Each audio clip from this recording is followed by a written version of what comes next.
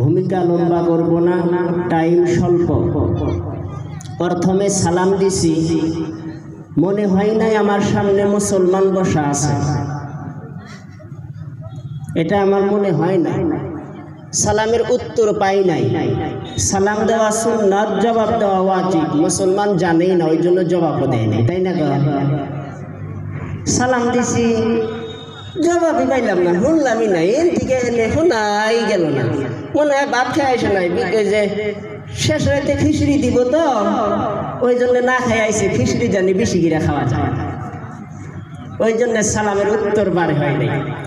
তো যাই হোক, প্রথমে আমার অন্তরস্থল থেকে শুভেচ্ছার জ্ঞাপন করছি সবার সভাপতি সাহাবকে, দূর দূর থেকে আসা উলামায়ে কেরামদেরকে।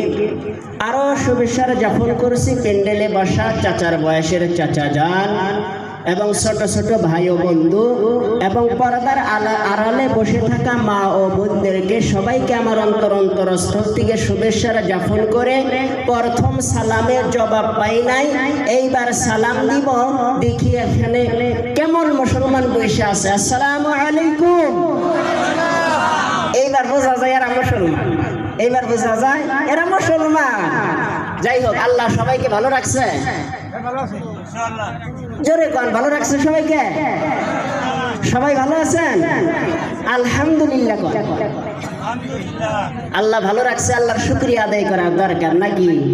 কোন কোন মানুষ দেখবেন জিজ্ঞাসা করলে যে ভালো আছো, কোন রকম। আরে কোন রকম ভালো যারা থাকে তারা তো ভাঙা ঘর হসপিটালে থাকে, যারা পুরোপুরি ভালো থাকে তারাই তো বাড়িতে থাকে। ছোট মোটো অল্প অসুস্থ, এটা অসুস্থ হয়, এটা আল্লাহর নিয়ামত। তারপরে আরেকটা বস্তু আমি দেখতেছি মাহফিলের ভিতরে, মানে ফাঁকা। ওই যে ক্ষেতের ভিতরে যখন আমরা ধান গাড়ি গোসা যদি ফাঁকে ফাঁকে দেওয়া হয়, মাঝে মাঝে খোসা দেই, তাই দেই না গো? খোসা না দিলে লস হয়, ধান ভালো হবো না। তো এখন মাহফিলের ভিতরে নবী হাদিসে বলছে, ফাদগাদি আহাব্বানি সুন্নতি, এই ব্যক্তি আমার সুন্নতকে মহব্বত করলো, ফাদগাদি আহাব্বানি, সে আমাকে মহব্বত করলো, আর যে আমাকে মহব্বত করলো কানা মা'i ফিল জান্নাহ, সে ব্যক্তি আমার সাথে জান্নাতে দাখিল হবে। বলেন না সুবহানাল্লাহ। তিন জায়গাতে ভাগ করে বসার নিষেধ। এক হলো যে জায়গাতে আল্লাহ আল্লাহ রাসূলের কথা আলোচনা হয়, সেই জায়গাতে মিলে মিলে বসতে হয়, এবং নামাজের কাতারের ভিতরে মিলে মিলে দাঁড়াইতে হয়। এবং স্বামী স্ত্রী যখন বিছানাতে শোয়া হয়, তখন এক বালিশে শোয়া সুন্নাত, গায়ের সাথে গাও লাগাইয়া শোয়া সুন্নাত। নইলে পরে ফাঁক হয়ে শুইলি পরে স্বামীর মুখ পড়ছিবে, স্ত্রীর মুখ পুবে, মাঝখানে শয়তান আইসা স্বামীকে কয় তোর বউ থেকে তোর স্বামী ভালো, আর বউকে কয় তোর স্বামীর থেকে তোর দেওর ভালো। এদের ভিতরে খটকা লেগে যায়। ওই যে নবীর সুন্নাত নাই, তো এইখানে মনে হয় খোসার মেলা দেওয়া লাগবে। শয়তান এসে পয়সা যাবো, তো খোসা দেওয়া দরকার। তাই সবাই আইগে আসে, জিকির করি আর সবাই আইগে আসি। আল্লাহু আল্লাহ আল্লাহু আল্লাহ আল্লাহু আল্লাহ, মিলে বাসা নবীর সুন্নাত, মিলে বাসা নবীর সুন্নাত, ফাঁক করিয়া বসলে পরে বেদাত করবে, শাফায়াত পাবে না। মিলে আসো আল্লাহু আল্লাহ আল্লাহু আল্লাহ আল্লাহু আল্লাহ আল্লাহু আল্লাহ আল্লাহু আল্লাহ, তুমি জানলে জালালুহু, শেষ করা তো যায় না গেয়ে তোমার গুণগান। আল্লাহু আল্লাহু আল্লাহু আল্লাহ, তুমি জানলে জালালুহু, শেষ করা তো যায় না গেয়ে তোমার গুণগান। তুমি কাদির গফফার, তুমি জলিল জব্বার, তুমি কাদির গফফার, তুমি জলিল জব্বার, অনন্ত ওয়াসিল, তুমি রহিম রহমান। আল্লাহু আল্লাহু আল্লাহু আল্লাহ, তুমি জানলে জালালুহু, শেষ করা তো যায় না গে তোমার গুণগান।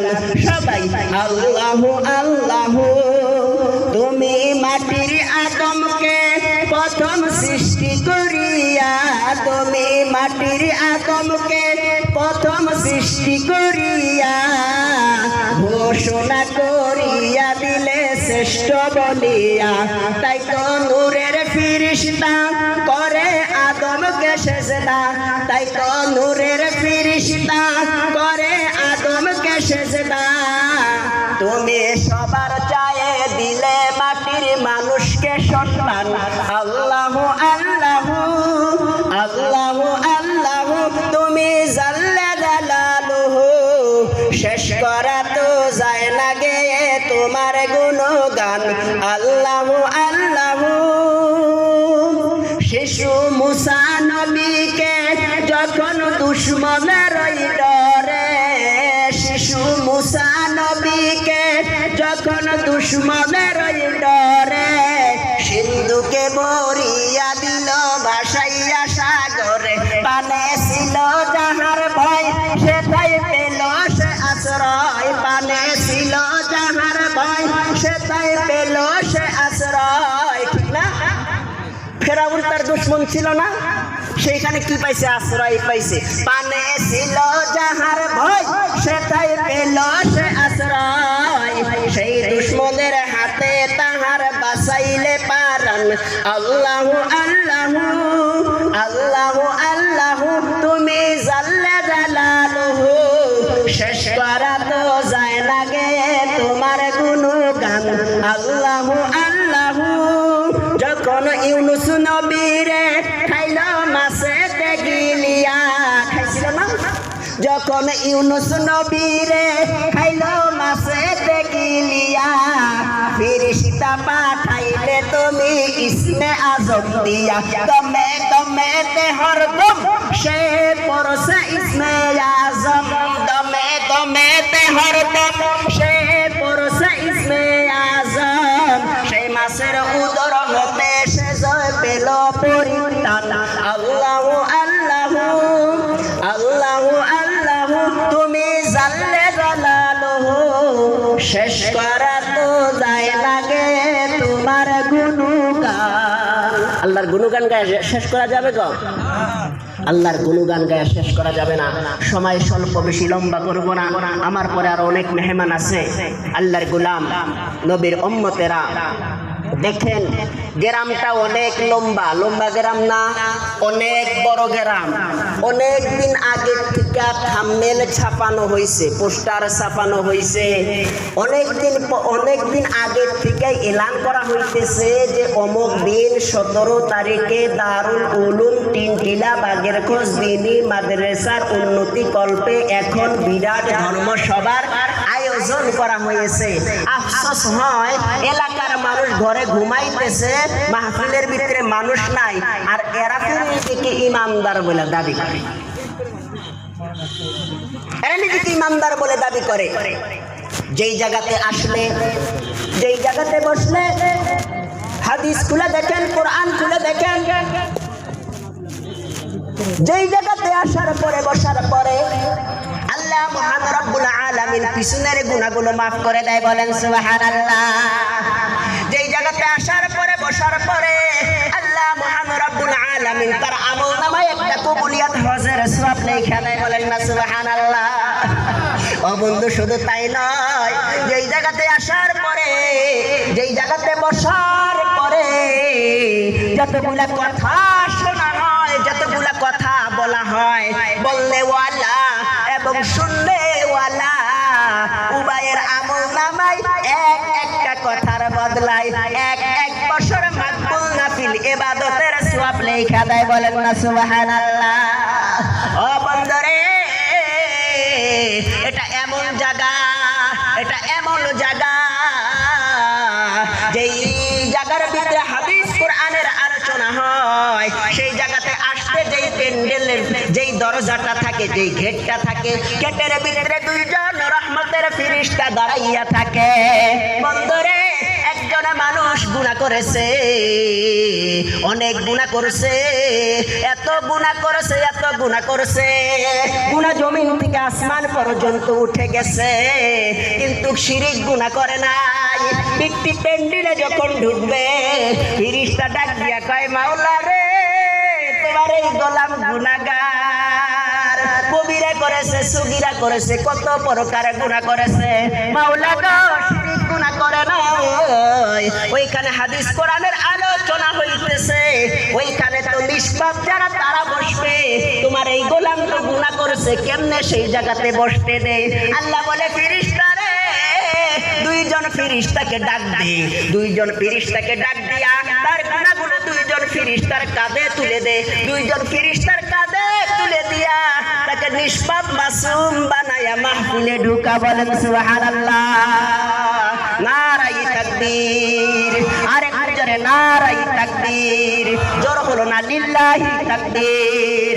ও আল্লাহর গোলাম, ও নবীর উম্মতেরা, ব্যক্তি মাহফিলে বসছে, মাহফিলে আয়েশা বৈশা যাওয়ার পরে বন্দরে এক বক্তা আলোচনা করছে শুনছে, আর এক বক্তা আলোচনা করেছে শুনছে। মুখ্য বক্তা আসে নাই, মাহফিল শেষ হয় নাই, আখিরি দোয়াও হয় নাই। এই ব্যক্তি বাড়িতে যাওয়ার চেষ্টা করতেছে বা বাড়িতে চলে গেল।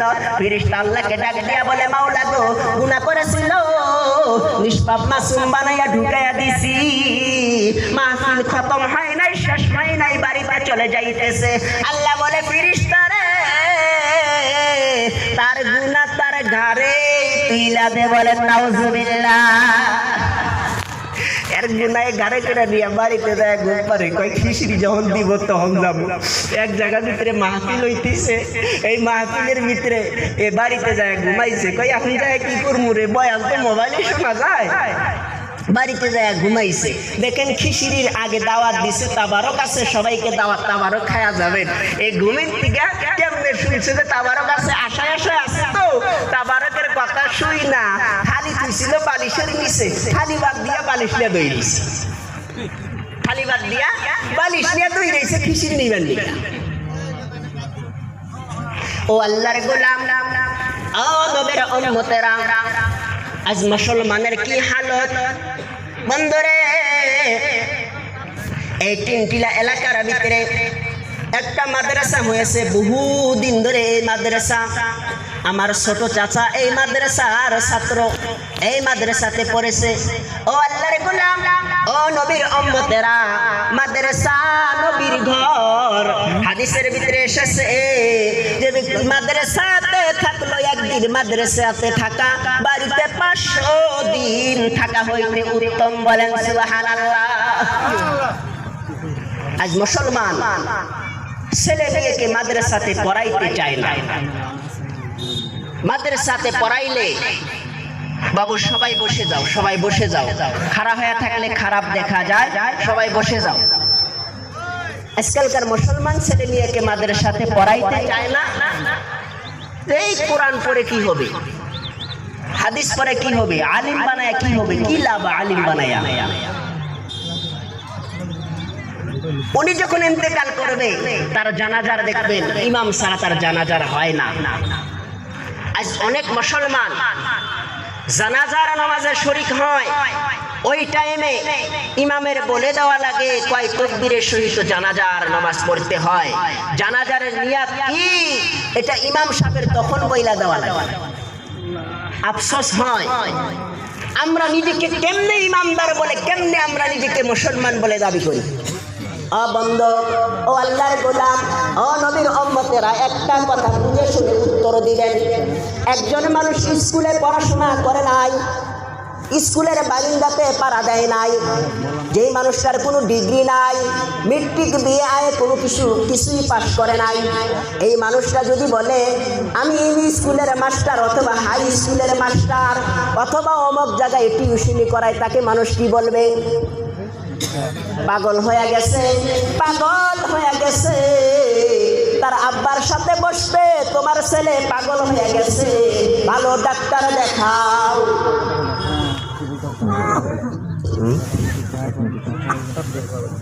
তোমার ছেলে পাগল হয়ে গেছে, ভালো ডাক্তার দেখাও।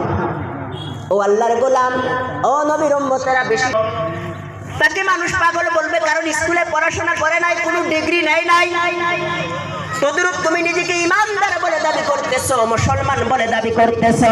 বন্ধু, তুমি যদি নামাজ না পড়ো, কোরআন যদি না মানো, হাদিস যদি না মানো, তুমি চিন্তা করে দেখো, তুমি যে নিজেকে ইমানদার বলে দাবি করতেছো, তুমি যে নিজেকে মুসলমান বলে দাবি করতেছো, তুমিও একরকম পাগল, কথা ঠিক না? তুমি একরকম পাগল। যদি বলা যায় কলেমা তয়্যিবাটা বলে, তুমি বলবা লা ইলাহা ইল্লাল্লাহ, শুদ্ধ করে বলতে পারবা না। ও আল্লাহর গোলাম, নবীর উম্মতেরা, ওই জন্য বলি কোরআন হাদিস অনুযায়ী জীবন যাপন করেন, কোরআন অনুযায়ী হাদিস অনুযায়ী চলেন। কোরআন হাদিস অনুযায়ী যদি চলেন, আল্লাহর হুকুম যদি মানেন, নবীর তরিকা অনুযায়ী যদি চলেন, ও আল্লাহর গোলাম, নবীর উম্মতেরা, মুসলমানের পদতলে আল্লাহ রাজত্ব দান করে দিব। আর যদি আল্লাহর হুকুম না মানা হয়, আর যদি নবীর তরিকায় না চলা হয়, বন্ধুরে, মুসলমানকে পিটাও করা হবে, পিটাও করা হবে। দেখেন ফিলিস্তিনের ভিতরে কি চলতেছে। ফিলিস্তিনের জন্য দোয়া করা দরকার। আমরা সবাই ফিলিস্তিনের জন্য বেশি বেশি দোয়া করব। আমরা সবাই নাফিল নামাজ পড়ে, এবং যদি পারি 1-2 দিন নফিল ইতিকাফ করে, যদি পারি 1-2টা নফিল রোজা রেখে আমরা ফিলিস্তিনের জন্য আমরা সবাই দোয়া করব।